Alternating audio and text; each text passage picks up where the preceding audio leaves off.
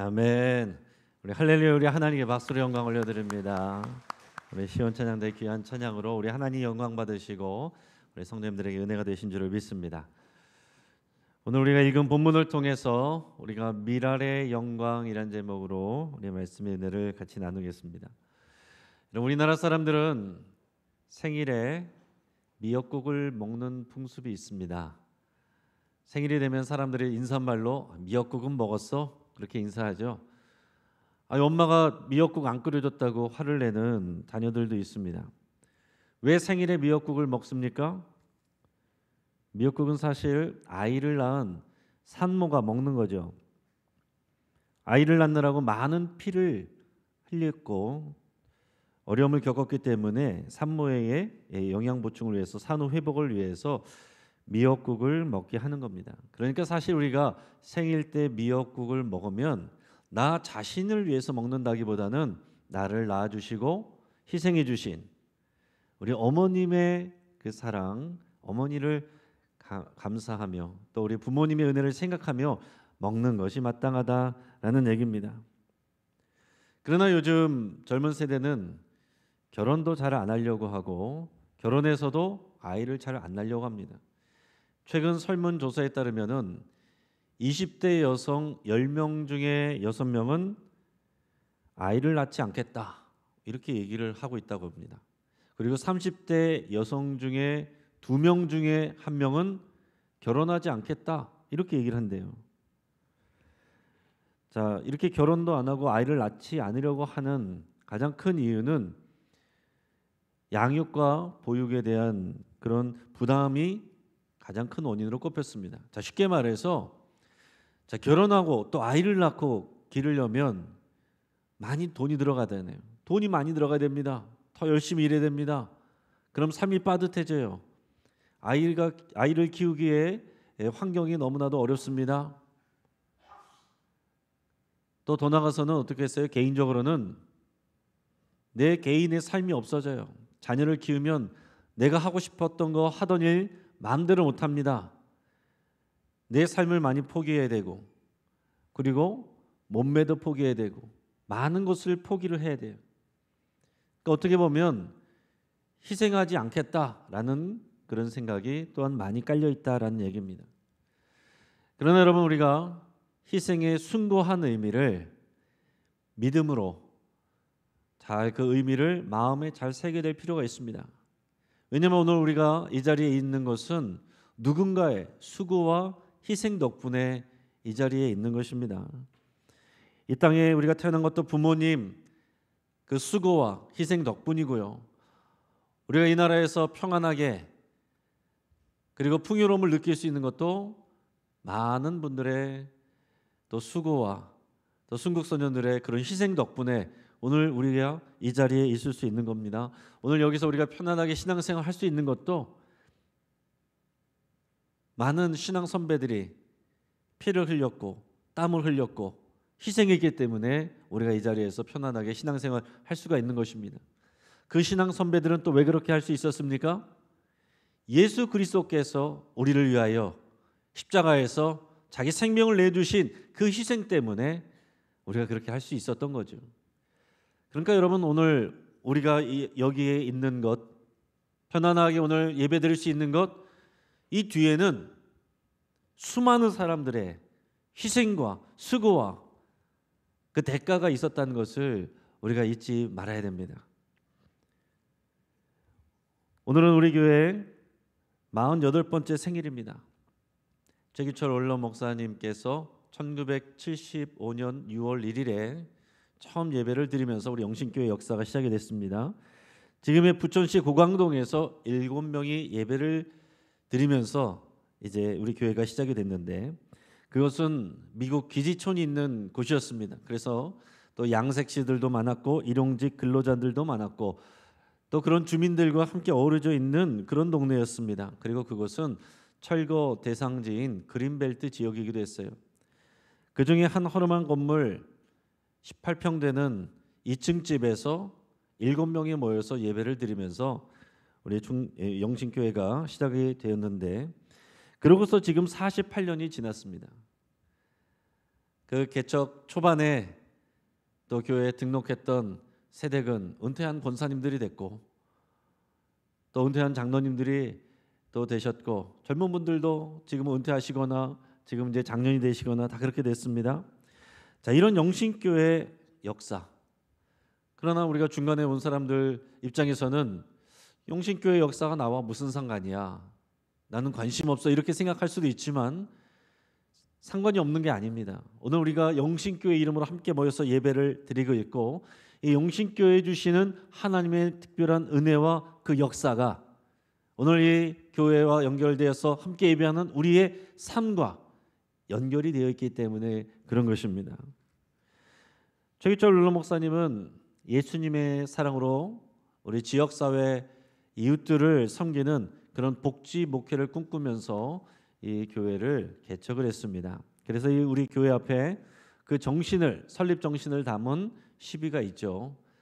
거기에 적혀 있는 이 시를 다시 한번 읽도록 하겠습니다. 섬김의 손길, 교회 설립 정신을 고양하며 섬김의 손길 닿는 곳에 주님 거기 계시고 그의 피와 살을 나누는 우리들의 이웃이 있습니다. 궁핍하고 소외된 자를 위해 활활 타오르는 사랑의 불길이 바로 천국 빛깔로 세상을 밝히는 주님의 등불입니다. 오 주님, 우리의 손안에 있는 것이 비록 적을지라도 나누는 손안에서 하나님의 것으로 풍성하게 하소서. 오병이어의 기적으로 하늘 잔치를 베풀게 하소서. 자, 복지 목회란 게 결국 뭐겠습니까, 여러분? 그리스도의 사랑, 그리스도의 생명을 이 지역 사회로, 이 세상으로 흘려보내는 일, 그 일을 위해서 세상을 섬기는 일. 여러분, 그게 복지 목회입니다. 오늘날 한국 교회는 세상으로부터 신뢰를 많이 잃고 많은 사람들이, 또 젊은이들이 교회를 이탈하고 있습니다. 그 이유가 뭐예요? 교회에 실망했기 때문에 그런 것입니다. 세상을 위한 교회라기보다는 교회를 위해서 세상을 이용하는 것처럼 보이기 때문이에요. 세상을 섬기기보다는 이기적인 집단으로 보이기 때문에 그렇습니다. 그래서 사람들의 마음이 다치고 사람들이, 특히 젊은이들이 교회에서 이탈하고 떠나가는 겁니다. 뒤집어서 얘기하면 뭐예요? 세상 사람들도 이 교회를 통해서 살아계신 하나님을 보고 싶어해요. 정말로 예수님의 그 희생과 그 섬김을 경험하고 싶어합니다. 예수님의 사랑과 섬김과 그 희생이 보여질 때, 그래야 사람들의 마음이 열리고 그래야 복음이 들어갑니다. 마음이 닫혀있고 신뢰를 얻지 못하고 있는데 아무리 복음을 선포하면 무슨 소용이 있겠어요? 복음의 메시지가 들어가지가 않는 거죠. 예수님은 섬김을 받으러 온 것이 아니라 도리어 섬기려 왔다라고 그랬습니다. 자기 목숨을 많은 사람의 대속물로 내어주기까지 그 희생, 그 섬김, 그 일을 위해서 오셨다라고 그랬어요. 그것이 실제적으로 나타나는 것이 복지고 선교죠. 그래서 여러분, 복지와 선교라는 것은 우리가 올바른 믿음과 그 철학이 있지 않고서는 그것을 온전히 우리가 수용할 수가 없어요. 분명한 주님의 뜻과 그 믿음과 그 정신이 없으면 복지와 선교는 그냥 교회 밖으로 퍼주는 것밖에 안 됩니다. 남에게 퍼주는 것보다 차라리 그거 아껴가지고 우리가 쓰면 더 편하겠죠, 더 좋겠죠. 그러나 그것은 교회의 존재 목적이 아니다라는 것입니다. 자, 오늘 본문의 배경은 뭡니까? 유대인의 명절인 유월절이에요. 유월절을 맞이해서 유대 전역에서 유대인들이 예루살렘으로 제사드리기 위해서 모입니다. 뿐만 아니라 이방 지역에 나가 있는 디아스포라 유대인들도 모여들어요. 자, 그런데 오늘 성경에 보면 유대인들뿐만이 아니라 이방인인 헬라인들도 몇 사람들이 이 유대인의 풍습을 지키기 위해서 왔다라고 그랬습니다.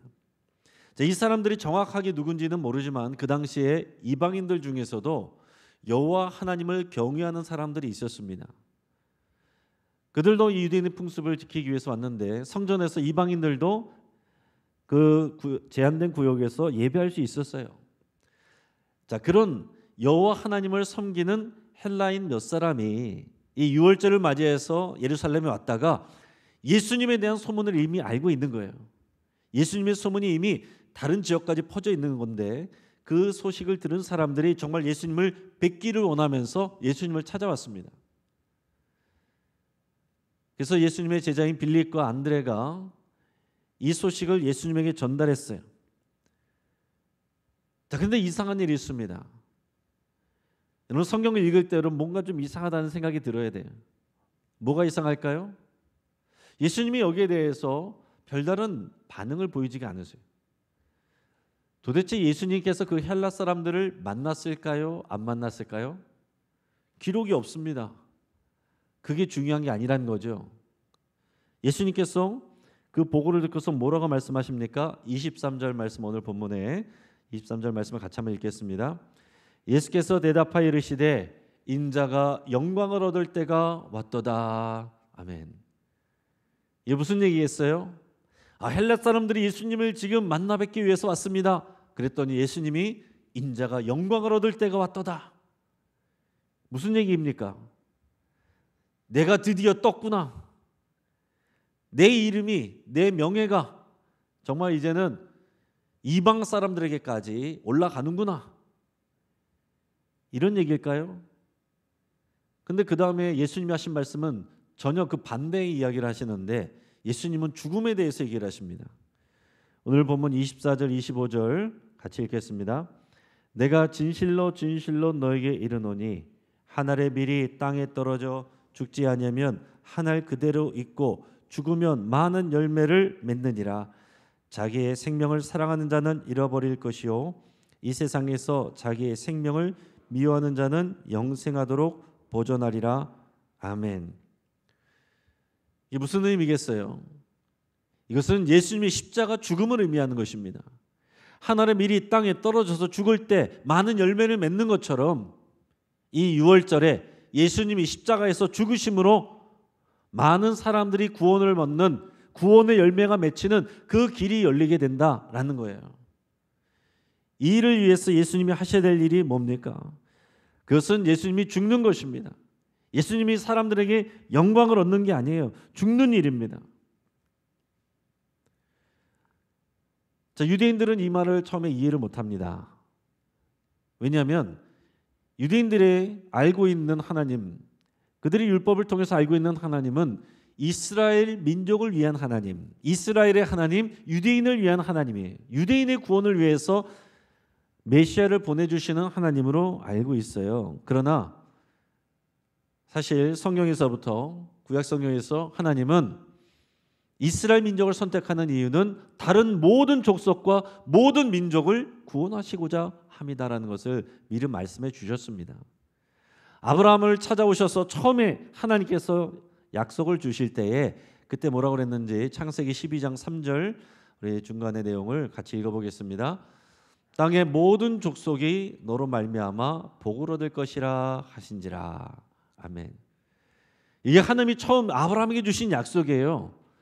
너를 통해서, 이것은 그 후에 생겨지는 그의 후손들과 그 이스라엘 민족을 통해서 땅의 모든 족속이 복을 얻을 것이다. 구원을 받을 것이다. 이게 하나님의 계획입니다. 그런데 그동안은 이 유대인들이 그걸 몰라요. 우리 유대인의 왕만을 기다리고 있는데 하나님은 이제 이방 민족까지 구원하실 그때를 준비를 하십니다.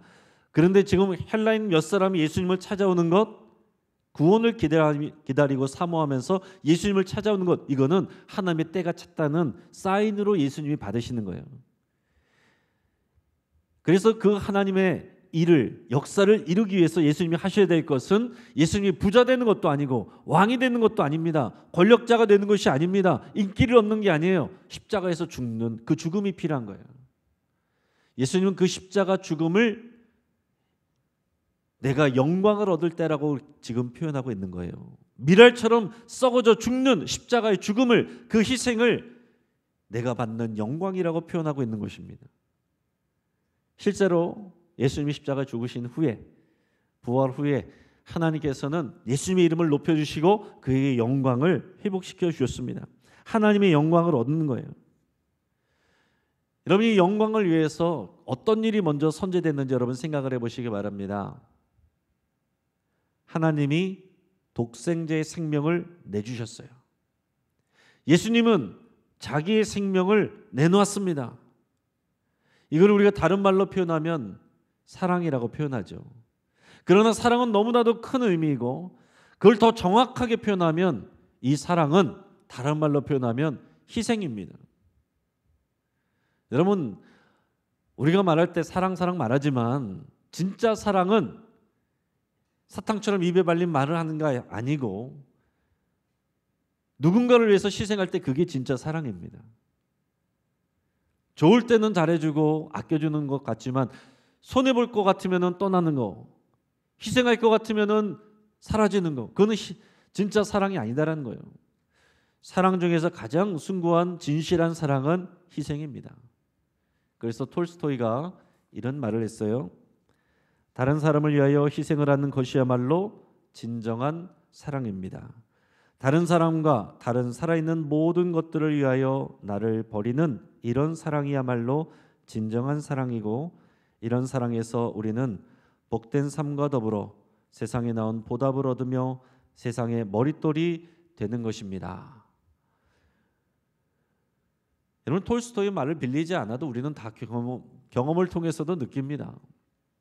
어떤 것이 진실한 사랑인가? 희생이 동반된 사랑이 진짜 사랑이에요.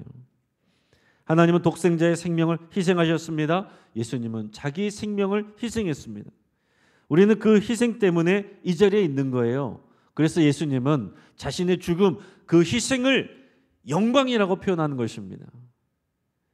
십자가의 죽음 당연히 두렵죠. 무섭죠. 피하고 싶죠. 그러나 그 뒤에 있는 하나님의 영광을 바라보기 때문에 그 십자가를 영광이라고, 그 죽음을 영광이라고, 그 수치와 모욕당하는 것을 영광이라고 표현하는 겁니다. 여러분, 우리가 믿음으로 이 하나님의 영광을 보지 아니하면 교회에서 봉사하고 섬길 때 사람들의 오해받고 사람들에게 수군거리고 상처받고 거기서 끝나버려요. 우리는 그것을 통해 하나님의 영광을 볼 수 있어야 됩니다. 그러한 어려움이 클수록, 희생이 클수록 하나님의 영광이 큰 거예요. 오늘 우리가 이 땅에서 또 이 교회에서 평안하게 살아가고 신앙생활할 수 있는 것, 누릴 수 있는 것은 수많은 신앙 선배들의 희생과 수고가 있었기 때문에 그렇습니다. 1907년에 평양 대부흥 운동이 있었다라고 그랬습니다. 거기서 은혜 받은 사람들, 은혜 받고 끝났으면은 대부흥 운동이라고 안 하죠. 그 사람들 은혜 받은 게 우리가 무슨 상관이 있어요? 그러나 그 사람들이 정말 은혜를 받고 성령 충만함을 받고 회개하고 나니까 삶이 바뀌었습니다. 인생의 의미가 바뀌었습니다. 삶의 목적이 바뀌었어요. 내 인생과 내 행복을 위해서 살아가던 사람들이 나라와 세상과 민족을 위해서 살아가게 됩니다. 삶의 가치가 달라지고 우선순위가 달라졌어요.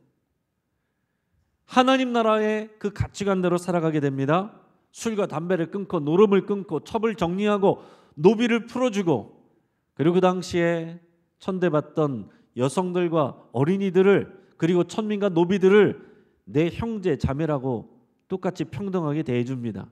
이건 도저히 세상의 가치관으로는 받아들일 수 없는 그런 일들이었어요. 특히 성령 충만함을 받고 은혜를 받은 이 그리스도인들과 선교사님들은 이 땅에 하나님 나라를 이루기 위해서 실제적으로는 어떤 일들을 했냐면, 이 땅에 교육이 많이 필요하다 이 생각을 해서 건강한 학교를 많이 세웠습니다. 학교를 많이 세우고, 그래서 양질의 교육을 제공하고 독립운동을 하고, 또 학교와 병원을 세우고 또 고아원과 양로원 등을 세웠어요. 기독교 신앙으로 또 훈련된 사람들이 또 여성들과 아이들과 노비들을 평등한 형제자매로 대했습니다. 이런 기독교가, 교회가 세운 학교들이 많아요. 그 영향들이 지금 한국 사회에 많이 퍼져 있습니다. 숭실대, 연세대, 이화여대, 또 명지대, 서울여대, 선교사님들이 세우거나 그런 기독 정신으로 세워진 학교들이에요. 또 기독교 영향을 받은 학교들도 많이 있습니다.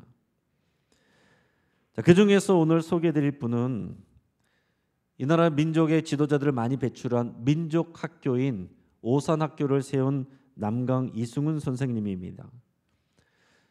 지난주에 평양 대붕 운동 1907년에 일어났다고 그랬는데 그 당시에 1907년에 이 남강 이승훈 선생은 오산학교를 세웠어요.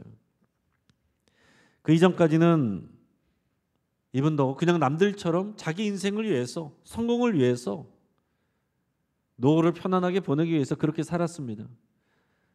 그러나 도산 안창호 선생의 강의를 들으면서 더 큰 뜻을 품었어요. 이 나라와 민족을 위해서 살아야겠구나. 양질의 교육, 신교육이 필요하구나. 그래서 자비를 털어서 오산학교를 세웁니다. 자, 그러다가 1910년에 평양 산정형교회에서 있었던 집회에 참여했다가 예수님을 만나고 믿음을 갖게 돼요. 예수님을 영접하고 예수님을 위해서 헌신하기로 결단합니다. 그래서 당장에 오산학교를 기독교 학교로 바꿨어요. 수업 시간 과목으로 성경 과목을 넣고 성경을 가르치고 정기적으로 신앙 집회를 갔습니다. 또 그 마을에 교회가 없는 것을 안타깝게 여겨서 자기의 땅을 내놨어요. 마을 사람들과 그 학교 교직원들과 학생들이 함께 힘을 합쳐서 교회 건물을 세웠습니다. 이런 당시에 오산학교에서 행해졌던 이런 신앙 교육이 학생들에게 어떤 영향을 미쳤는가 하는 것을 우리가 생각해 보아야 되는데, 그 학교 출신인 유명한 교육학자 김기석이라는 분이 이렇게 글을 남겼습니다. 나라 잃은 백성으로서 마음 둘 곳이 없었던 스승과 제자들은 새로운 신앙에 돌아와 울면서 기도를 올렸고 목이 메어 주를 찾았다. 학교의 교실 한 구석에서 시작한 조그만 모임이었건만 그들의 모임은 날로 불어 경건한 신앙의 불꽃이 불타오르기 시작했다. 이게 그 당시 오산학교의 분위기입니다. 나라와 민족을 잃은 그 서름을 이 학교 안에서, 그 신앙 안에서 그것을 삭히고, 그리고 이 나라 민족을 위해서 살기로, 하나님 나라의 그 영광을 위하여 이 나라의 민족 가운데 하나님 나라의 그 가치가 세워지기를 바라며 결단하는 일들이 일어났다는 얘기예요. 그래서 이 학교를 통해서 수많은 인재들이, 이 민족의 지도자들이 배출이 됩니다. 많은 사람들이 있지만 그 중에서 우리가 딱 들어서 알만한 분은 몇 사람만 말씀드리면 시인 김소월, 그리고 방금 전에 얘기했던 이 교육학자인 김기석, 그리고 사상가인 함석헌, 화가 이중섭, 이런 당대의 유명한 사람들이 이 오산학교를 통해서 그 기독교 정신으로 교육을 받고 이 나라 민족을 위해서 헌신했습니다. 그러다가 이 남강 이승훈 선생은 일제에 의해서 누명을 쓰고 일본으로 유배를 보내지게 됩니다. 하지만 거기서도 남강 이승훈 선생님은 믿음이 있기 때문에 실망하지 않고 원망하지 않았어요. 오히려 밝게 지내면서 그곳에서도 나라를 위해서, 하나님 나라를 위해서 살았습니다. 낮에는 가난한 사람들을 위해서 일하고 밤에는 호롱불을 켜놓고 성경을 읽으면서 간절히 기도했습니다. 그러니까 일제는 아예 그를 다시 붙잡아다가 감옥에다 가둬버렸습니다. 이게 얼마나 원통한 일이에요. 주변의 사람들이 남강 이승훈 선생에게 걱정하면서 물었습니다. 얼마나 원통하십니까? 얼마나 억울하십니까? 얼마나 힘듭니까? 그때에 남강 이승훈 선생님이 이렇게 대답을 했다고 합니다. 감옥에서도 어떻게 이렇게 기쁜지 모르겠네요. 하나님께서 항상 제 머리 위에 있는 것 같습니다. 저는 감옥에 들어와서 성경을 더 가까이 하게 됐습니다. 그래서 그런지 감옥 생활이 괴롭다는 생각이 사라졌어요. 여러분, 하나님의 은혜와 그 믿음이 충만하면 내가 지금 당하는 거, 어려움, 억울함, 이런 건 작아지는 것입니다. 반대로 내 안에 억울함, 원통함, 속상함, 이런 것이 크다는 것은 하나님의 말씀과 하나님 나라에 대한 비전이 작기 때문에, 생각을 안 하기 때문에 우리의 어려움들이 더 커지게 되는 거예요. 오히려 이 남강 이승훈 선생은 수감 기간 내내 감옥에서 술손하며 사람들에게 모범적인 모습을 보였습니다. 남들 다 하기 싫어하는 변기 청소를 스스로 3년 반 동안 혼자서 다 도맡아서 했다고 합니다. 이 나라 민족과 발전에 하늘의 밀이 된, 하나님 나라의 썩어지는 밀알이 된 이 남강 이승훈 선생의 묘비에는 이런 글이 적혀 있다고 합니다. 일생을 남을 위하여 살았고 자기를 위하여는 아무것도 한 것이 없는 이승훈. 여러분이 남강 이승훈 선생이 이렇게 살 수 있는 이유는 뭡니까? 썩어지는 밀알 대신 예수 그리스도 때문이에요. 예수 그리스도가 그 안에 있기 때문에 그런 것입니다. 그래서 그가 당하는 여러 가지 어려움들 때문에 원망하고 불평하는 것이 아니고 상처받는 것이 아니고 오히려 하나님의 영광을 바라봤다라는 얘기입니다. 사랑하는 여러분,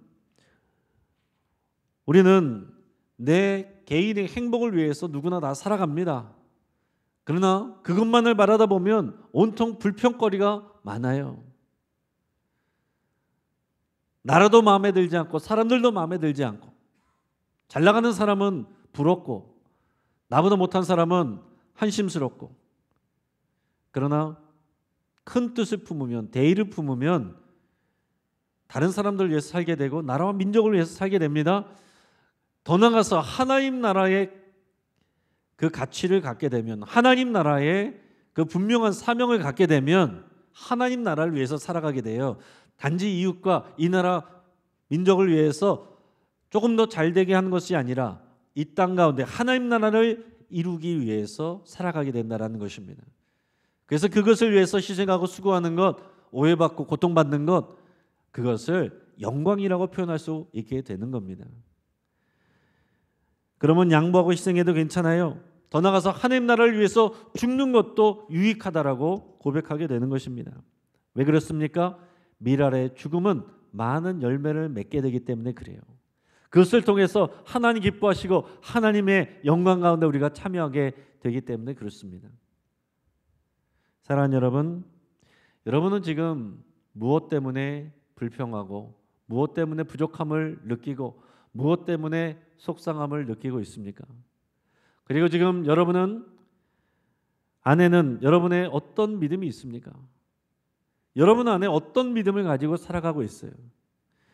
여러분은 지금 무엇을 쫓아가며 살아가고 있습니까? 사랑하는 여러분, 밀알의 영광을 사모하시고 따라가시기를 주의 이름으로 축복합니다. 같이 한번 기도하겠습니다.